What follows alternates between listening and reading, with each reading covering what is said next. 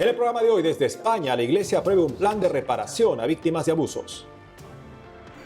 Señal de Radio María queda en manos del gobierno de Nicaragua tras cancelación de su personalidad jurídica por parte de la dictadura. Catholic Relief Services, brazo humanitario de los obispos de Estados Unidos, ayuda a las víctimas del huracán Beryl a su paso por el Caribe, México y Estados Unidos. El Vaticano prohíbe tatuajes y piercings a empleados de la Basílica de San Pedro. Conoceremos Cobijo, el hogar que la Iglesia ofrece a los cubanos que llegan a España y no tienen nada. Hola Natalie, qué gusto estar contigo. Un gusto también estar contigo, Eddie, con nuestros televidentes, informando desde nuestros estudios en Lima, Perú. Gracias por acompañarnos en EWTN Noticias. Soy Eddie Rodríguez Morel. Un gusto estar con ustedes. Yo soy Natalie Paredes. Empezamos noticias desde España, donde la Iglesia acaba de aprobar un plan de reparación a las víctimas de abusos sexuales por parte de miembros del clero. Los detalles en el siguiente informe. El plan de reparación integral a víctimas de abuso se centra en los casos que han prescrito o en los que el victimario haya fallecido. No obliga a las diócesis a implementarlo, es solo orientativo. Así lo informaron los obispos españoles luego de su asamblea extraordinaria. Muchos de los casos de los que hemos tenido noticia por diversas fuentes son casos, seguramente la mayoría, ocurridos antes de los años 90. Por tanto, estos casos tienen las vías judiciales cerradas por la prescripción del derecho civil penal de nuestra sociedad. El plan de reparación propuesto por la Iglesia en España no solo atenderá a las víctimas de sacerdotes y religiosos, sino también a las víctimas de laicos vinculados a la Iglesia. Las reparaciones pueden ir desde una compensación económica hasta el pago de servicios médicos o terapéuticos. Ayer mismo, un miembro del gobierno decía que la Iglesia en esto ha actuado de manera unilateral. Claro que sí. Unilateral, porque es nuestra toma de decisión libre que responde a una obligación no jurídica, sino moral, la que nos hace decir, asumimos una obligación unilateralmente, de motu propio, como también decimos en la jerga eclesiástica, ¿no? Por propia iniciativa, asumimos la obligación de abrir una puerta. El plan de atención y reparación a las víctimas en España tiene 5 ejes.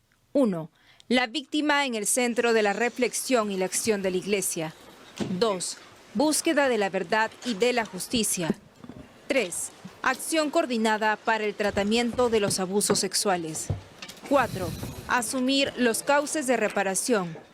5. Evitar revictimización. Después de que el ministro de la Presidencia del Gobierno de España, Félix Bolaños, expresara su intención de intervenir en el plan de reparación y fiscalizar las indemnizaciones a las víctimas de abusos, Monseñor Argüello dijo que el gobierno debe respetar que una institución tiene derecho y deber de organizarse. Para la puesta en marcha del plan se establecerá una comisión asesora que analizará los daños a las víctimas y definirá cómo será la reparación. Por otro lado, en Nicaragua, la dictadura de Daniel Ortega canceló este 9 de julio la personalidad jurídica de Radio María y de varias iglesias evangélicas. ¿Qué implica esta decisión? Bárbara Socorro entrevistó a la abogada nicaragüense Patricia Molina, autora del informe Nicaragua, una iglesia perseguida. Me permiten darles un abrazo, no preciso ni decir. Ya la transmisión ya cerró, el día de ayer fue la última, y lo que sigue es la confiscación de todos los espacios inmuebles que la radio tenía, por ejemplo, el edificio donde estaba la oficina central y también todos los terrenos o espacios físicos donde se encontraban las antenas, donde se encuentran las antenas de transmisión, y también va a proceder a robar todas las cuentas bancarias que tenía la radio, porque recordemos que esta emisora subsiste no gracias a las pautas publicitarias, porque no tenía pauta publicitaria para no interferir con el proceso y el contenido de evangelización que tenía. Entonces ellos subsistían gracias a las donaciones que los fieles católicos y los oyentes de Radio María aportaban a estas cuentas. Entonces son cuentas que van a ser también robadas por la dictadura, y ya no tenemos más Radio María en Nicaragua, que es un duro golpe para todas las comunidades y la amplia audiencia que esta emisora tenía, pero la dictadura desde hace mucho tiempo venía poniendo la mirada sobre esta radio y creo que era uno de sus objetivos el cierre definitivo para seguir, para pues evitar que se siga evangelizando al pueblo nicaragüense. ¿Qué de cierto hay en que las organizaciones como Radio María Nicaragua no presentan sus estados financieros? Cuando estas organizaciones preparan toda su documentación basada en una ley que también es inconstitucional, que fue recientemente creada, y también llevan toda la conformación de la Junta Directiva y van a la oficina, que es el temido Ministerio del Interior, a dejar toda esta información, entonces lo que hacen es las autoridades gubernamentales cerrar las puertas y no aceptar esta documentación. Y de ahí se agarra la dictadura después para decir que existe un incumplimiento. Pero nada de esto es cierto. ¿Podría recordarnos cómo venía siendo asediada Radio María Nicaragua? Primero ellos intentaron asfixiarla financieramente. Sabemos que es una radio que se mantiene a través de las donaciones.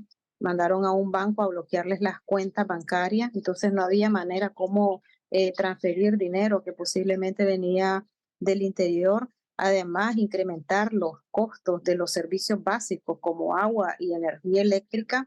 La radio en un primer momento se vio obligada a reducir la planta de trabajadores que tenían, la redujeron a lo mínimo y también acortaron los espacios de transmisión a más de la mitad de la hora, porque antes era 24 horas al día que Radio María funcionaba y entonces después ellos recientemente cortaron el horario, ya eran pocas horas las que salían al aire. Entonces, como la dictadura no vio que no pudo asfixiarla financieramente y que la radio siempre seguía transmitiendo su mensaje de amor y del evangelio, entonces la dictadura vuelve a atacar y obliga a la radio a que pase todos los días un mensaje que la dictadura siempre hace, doña Rosario Murillo, a través de los medios de comunicación oficialistas, que como no son escuchados, entonces vio un espacio en Radio María que sí tiene muy amplio alcance, entonces comenzó ella a transmitir a través de la radio todos los días, después de la Eucaristía, de la celebración de la Eucaristía, el mensaje de odio hacia el pueblo nicaragüense, hacia la Iglesia Católica. Entonces, las relaciones se fueron complicando tanto que inmediatamente publicaron que Radio María iba a ser cerrada. Y en eso estamos en este momento. Es lamentable también porque en la radio que yo conozco, que varias veces fui a hacer colaboraciones, existe una capilla y ojalá pues que salvaguarden todo lo que está a lo interno, porque los sandinistas son expertos en las profanaciones de los espacios religiosos. Muchas gracias, doctor. A ustedes. Me permiten darles un abrazo, no preciso ni decir. Ahora les informamos sobre el huracán Beryl, una tormenta que en pocos días llegó a su máxima intensidad en el Atlántico y a su paso dejó destrozos y muertes en el Caribe, países de Latinoamérica y al sur de Estados Unidos. La iglesia está con las víctimas. Beatriz Afanador, directora de comunicaciones de Catholic Relief Services, el brazo de ayuda humanitaria de la Conferencia Episcopal de Estados Unidos, nos explica. El huracán Beryl hizo varios estragos durante su paso, especialmente por las islas del Caribe. Sabemos que las islas más afectadas incluyen a Granada, donde el 90% de sus edificios están completamente destruidos, y también San Vicente y las Granadinas, donde también los daños han sido severos. Hay muchas otras pequeñas islas cercanas a las que ya mencioné, donde también han sufrido grandes afectaciones tanto en vivienda como en infraestructura. Y tenemos también afectaciones en Jamaica, donde sabemos que la mayoría de las viviendas perdieron sus techos y donde están experimentando una gran proliferación de mosquitos debido a la acumulación de agua. El paso del huracán llegó hasta México, en la península de Yucatán. Afortunadamente tenemos reportes de las diócesis en Yucatán que nos informan que los daños fueron pequeños. Sin embargo, ellos se mantienen monitoreando la situación, visitando sobre todo a las comunidades más vulnerables, que son las que sabemos que reciben los mayores impactos en este tipo de catástrofe natural. La situación ha sido muy difícil para las familias, especialmente en el Caribe, porque muchas de ellas han perdido sus viviendas, no cuentan con alimentos ni con acceso a agua potable. Y pues estamos por eso trabajando hombro a hombro con nuestros socios de la iglesia, de todas las Cáritas en el Caribe, para poder brindarles la ayuda de emergencia que necesitan para sobreponerse a esta situación. Junto con las Cáritas en el Caribe, estamos haciendo la distribución de lonas para que las personas puedan protegerse de alguna manera de la inclemencia del clima. Estamos haciendo distribución también de alimentos y de vales y ayuda en efectivo para que las personas puedan hacer compra de alimentos y insumos de primera necesidad. También estamos brindándole a nuestros socios de Cáritas insumos para la construcción de albergues temporales para que puedan albergar a todas estas familias que quedaron sin vivienda. Y estamos también haciendo la entrega de kits de higiene, kits para actividades de niños, kits para mujeres, para que pues puedan sobrellevar esta situación en el día a día. A mediano y a largo plazo también vamos a estar trabajando con nuestros socios de Cáritas en el Caribe para poder contribuir a la reconstrucción de las viviendas de estas personas y también de la infraestructura más básica de las comunidades más afectadas.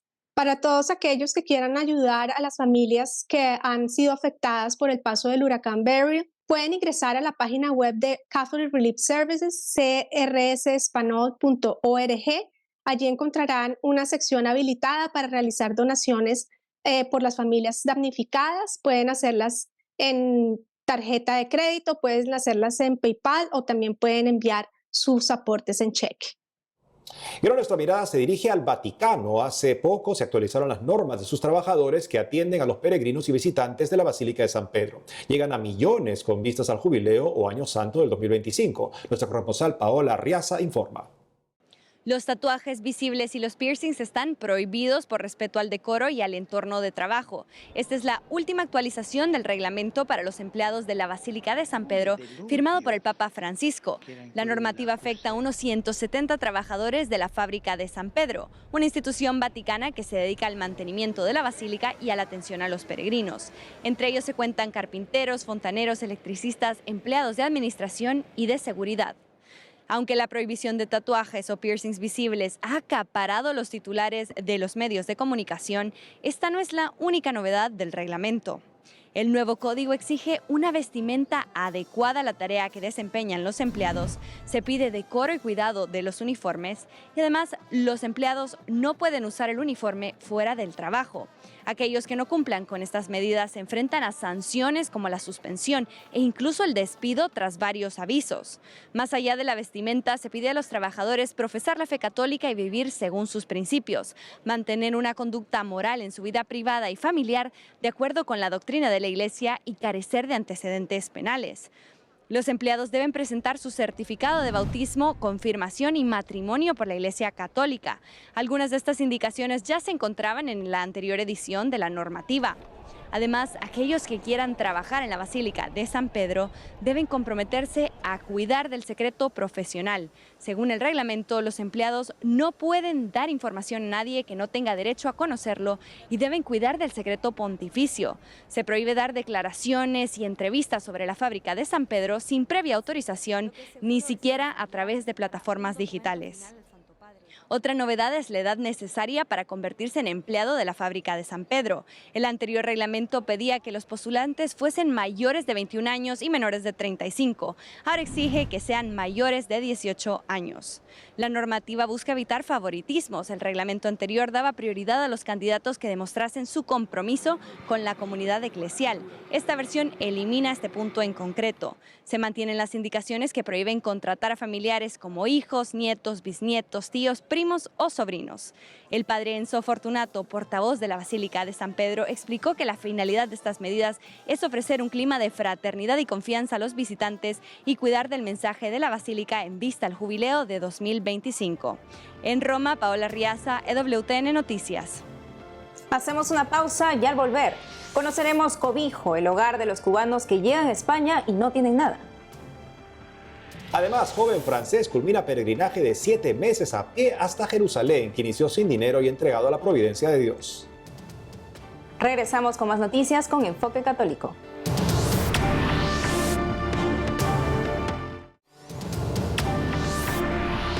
Nos vamos a Madrid, España, para contarles sobre una asociación que acoge y acompaña a inmigrantes cubanos que llegan al país y pasan necesidad.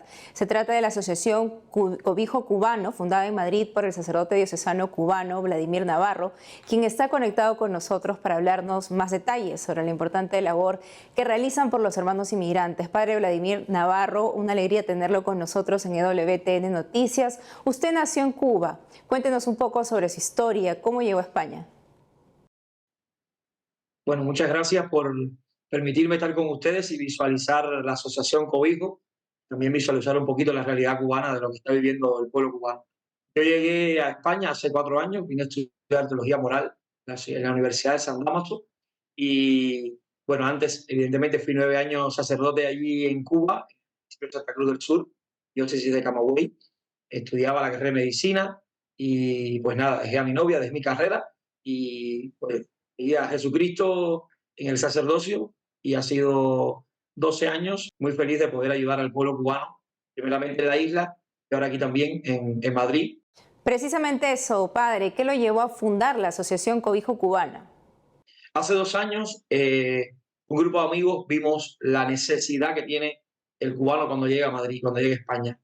Y evidentemente acogíamos a los amigos, en casa de amigos, en casa de matrimonio de la parroquia, hasta que nos decidimos a hacer algo más organizado, inscribirnos en la Comunidad de Madrid, ahora también aquí en el Ayuntamiento de Alcobendas, al norte de Madrid, y acoger a los cubanos. Vimos que los cubanos llevaban con mucha necesidad, que muchos dormían incluso en el metro, en los parques, que algunos venían desde Serbia, buscando fronteras hasta aquí, desde Moscú, y otros venían incluso con su pasaporte español, pero que no tenía quien les acogía, que les acogían aquí en Madrid. No tenían unos amigos ni nada, y nosotros hemos sido en estos 2 años el hogar de esos cubanos que llegan a España y no tienen nada. Sobre todo ayudarles en su inserción laboral, social y también en su inserción a nivel eclesial. Es verdad, padre, y qué buena esta labor que realizan. ¿Y cómo hacen para sostener este proyecto? Bueno, yo tengo que agradecer que muchos buenos samaritanos, es así como le llamamos a los donantes, porque nos inspiramos, nuestra mística de Cobijo es la parábola del buen samaritano, no dejar tirado a nadie en la calle, recoger a todos los que podamos, cuanto más podamos, mucho mejor. Y esos buenos samaritanos, pues, domicilian una cuenta bancaria, pues, cada mes por su dinero. Y es verdad que Cobijo es fruto de la ayuda y la amistad con muchas otras fundaciones. El Banco Santander, la Caixa, Fundación Fabre, Esperanza y Alegría, Bocatas, Cáritas. Bueno, nosotros tenemos una pastoral de la acogida los lunes y los viernes aquí en la parroquia, Santa María de la Esperanza en Alcobendas, y cuando los cubanos lleguen aquí, pues le hacemos una entrevista inicial, vemos sus necesidades, vemos cómo llegan, la mayoría llegan rotos, llegan dejando atrás toda su historia, dejando atrás sus cosas materiales, su casita, dejando atrás incluso hijos, familias, seres queridos, y llegan a nuestra acogida rotos. Luego de esa entrevista inicial, también muchas veces la psicóloga, trabajadores sociales nos ayudan a ver de qué manera podemos ayudar a esos cubanos que llegan. Algunos necesitan ser acogidos porque no tienen dónde dormir, no tienen techo, y entonces les acogemos. Tenemos 17 casas de acogida, entonces los derivamos hacia esas casas. O los derivamos hacia otras fundaciones también de acogidas aquí en Madrid. O simplemente les ayudamos con la documentación o con la búsqueda de trabajo. Padre, ¿y cuál es su mensaje a los cubanos que siguen en la isla y están bajo la dictadura? Mi mensaje de esperanza, la esperanza no defrauda, lo dice la palabra de Dios, que el mal que ahora mismo hay en Cuba, que es esa dictadura comunista, acabará, volveremos todos a la isla, los que estamos fuera de la isla, para poder reconstruir la isla y que pueden contar con nosotros, no solamente cuando llegue aquí, sino también nosotros enviamos a Cuba medicamentos, comida, ayudamos a varios sacerdotes, religiosas, en su trabajo pastoral, que de verdad que es de heroico. Padre, de verdad que lo felicito a usted y a todo el equipo por la labor que están haciendo por nuestros hermanos inmigrantes allí cubanos. ¿Cómo, seguro también nuestros televidentes quieren, ahora que nos están mirando, colaborar con este proyecto? ¿Cómo se puede hacer para colaborar con Cobijo Cubano? Muy buena pregunta. Pues yo creo que lo más importante es que nos busquen en las redes. Tenemos página web www.cobijo.org. También tenemos Instagram, Asociación Cobijo Cubano. También estamos en Facebook. Y si estás aquí en España, la mejor manera de colaborar es comunicándote con nosotros aquí a la parroquia Santa María de la Esperanza. Ahora, por ejemplo, estamos enfrascados en comprarnos una furgoneta para poder mover a todos. Tenemos más de 115 acogidos ahora mismo en nuestras casas. A veces hay que moverlo, ir al aeropuerto, buscar comida, buscar cosas que nos donan y necesitamos con urgencia una furgoneta. Así que si nos pueden ayudar con lo que puedan, un granito de arena, pues con eso, para poder echar adelante Cobijo en Madrid. Entonces todos atentos a las redes que estamos poniendo aquí en la entrevista también para poder apoyar con Cobijo Cubano. Padre Vladimir Navarro, muchas gracias por la entrevista. Muchas gracias, gracias por visualizarnos. Adiós. ¿Se atrevería a emprender un peregrinaje hasta Jerusalén contando solo con la providencia de Dios? Eso es lo que 3 jóvenes franceses hicieron en los últimos 8 meses. Bárbara Socorro entrevistó a uno de ellos y este fue su testimonio. Veamos. Un peregrinaje de fe desde París, en Francia, hasta Jerusalén, en Israel. Fue la ruta escogida por Madeleine, Marilise y Luis, 3 jóvenes que decidieron dejar sus hogares para emprender una aventura para fortalecer su confianza en Dios. Para las hermanas Madeleine y Marilise, de 19 y 22 años de edad, el Evangelio no es un juego. Iniciaron su peregrinaje en septiembre del 2023 y no pararon hasta llegar a Jerusalén en mayo de este año. Tras 8 meses, necesitaban hacer suya la fe. Por su parte, Luis Antona, de 24 años, comenzó la misma ruta en noviembre. Los 3 jóvenes se conocieron de manera providencial en Albania y caminaron juntos por Turquía. Luego se separaron y se reencontraron de nuevo en Jerusalén. EWTN Noticias pudo contactarse con Luis. Regresó hace poco a Francia.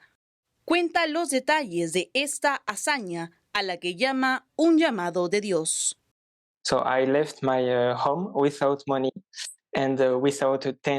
Dejé mi hogar sin dinero y sin nada. Mi objetivo era pedir hospitalidad en el pueblo al que iba y algo de comida, porque quería entregarme por completo a la providencia de Dios.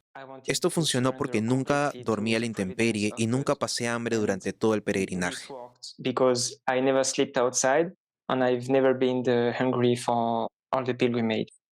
Luis cuenta que tomó esta decisión al terminar sus estudios de ingeniería.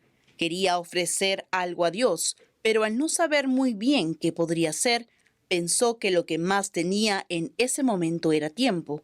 Por ello, decidió ofrecerle casi 7 meses de su vida para este viaje. Explica por qué decidió irse solo. Salí de casa solo porque sabía que hacer este peregrinaje con un amigo sería más fácil para mí. Siempre es más fácil cuando caminas con gente. Pero por eso lo hice. Realmente no me gusta caminar y no me gusta estar solo, así que esperaba que este viaje me hiciera más fuerte. Durante 189 días, el tiempo que le tomó caminar a pie hasta Jerusalén, Luis pedía albergue y comida por una noche a quien se lo pudiera ofrecer. Cuenta que antes de preguntar si podía quedarse, siempre oraba y siempre lo recibían con alegría. Así como las hermanas Madeleine y Marilise al llegar a Jerusalén, Luis pudo visitar Belén y Nazaret y le dedicó horas de oración al Señor desde el Santo Sepulcro. Se quedó durante 1 mes y medio antes de regresar con su familia. Todo es posible con Dios, pero las personas necesitan confiar más en sí mismas. Al principio este peregrinaje era imposible para mí, y yo no soy una persona especial. Así que cualquiera que quiera hacerlo, puede hacerlo, y así encontrar la fuerza para confiar en Dios.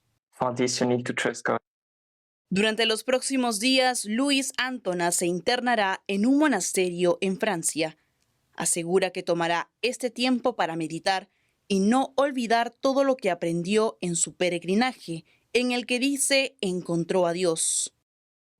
Cada 10 de julio la Iglesia Católica recuerda a Santa Verónica Giuliani, mística franciscana que participó de los sufrimientos de nuestro Señor en la Pasión, habiendo sido impresos en su cuerpo los 5 estigmas de Cristo. Para conocer más de ella, desde Jerusalén, Fray Pablo Jaramillo, de la Orden de Frailes Menores Capuchinos de México, nos cuenta.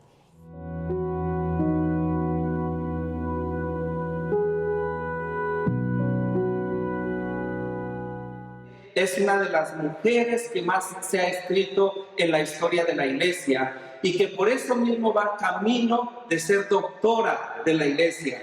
Úrsula Giuliani nació en Marcatello de Urbina, Italia, el 27 de diciembre de 1660.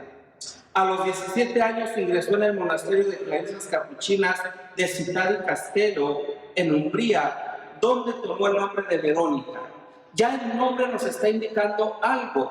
El nombre de Verónica también hace referencia a aquella mujer que enjugó el rostro de Jesucristo mientras iba camino del Calvario.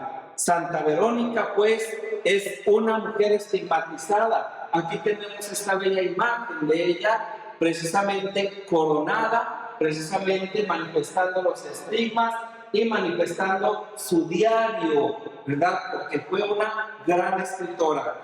Durante 34 años desempeñó en su convento el cargo de maestra de novicias. Santa Verónica Giuliani es virgen porque ha consagrado literalmente su virginidad a Dios. Este es un aspecto importante para nuestros días que no podemos perder de vista. La grandeza de la virginidad de cuerpo, de la pureza de corazón, son un signo, son un símbolo para la santidad. Como pueden darse cuenta, podemos decir muchísimas cosas de Santa Verónica Giuliani, pero una sola es importante: dejarse amar y corresponder al amado. Ojalá que podamos descubrir en ella y que nos interesemos en conocer su vida para vivir las virtudes que Dios le ha regalado a ella y que nos las regala a todos.